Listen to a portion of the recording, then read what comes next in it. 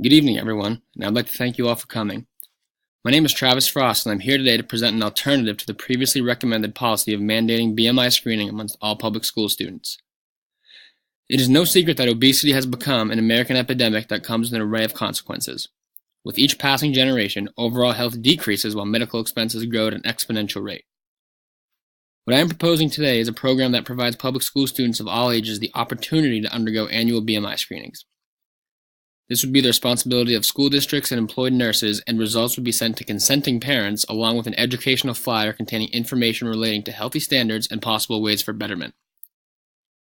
The previously proposed bill, although aimed in the right direction, poses too great of a risk by requiring every student to get screened. In the state of Maine, roughly 30% of 10 to 17-year-olds are overweight or obese.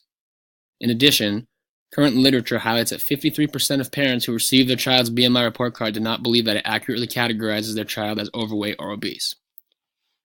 What this tells us is that if this is not an optional program, we would be labeling many students as overweight or obese when only half the parents would believe it to be accurate. This would not only waste time and money, but more importantly, expose an unnecessary number of students towards the negative effects of being labeled as overweight or obese. Along with the large possibility of parents not buying into the idea of BMI screenings, we must also elaborate on whether or not all families would be able to make effective changes in their child's everyday life. In the state of Maine, data reveals that 42% of children live in families that are considered low income, defined as income below twice the federal poverty level. With this in mind, how many families can we truly expect to provide the financial support for effective and sustainable changes? By no means am I saying that low-income families will entirely disregard their children's BMI. It just supports the idea of this being an optional program to parents. If they feel that the benefits outweigh the risk, then all they have to do is give consent and the school will provide the service. This is a program open to every student, but we should leave it up to the legal guardians to make the choice for themselves rather than force it upon their children. In closing, I would urge you all to consider the attainability and practicality of this intervention.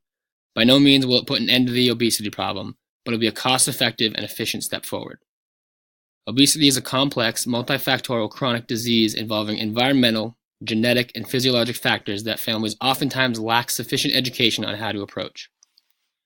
If the parent is accepting of the idea, providing education on obesity, health improvements, and their child's BMI would be a great step forward with a realistic and attainable time frame and financial requirement.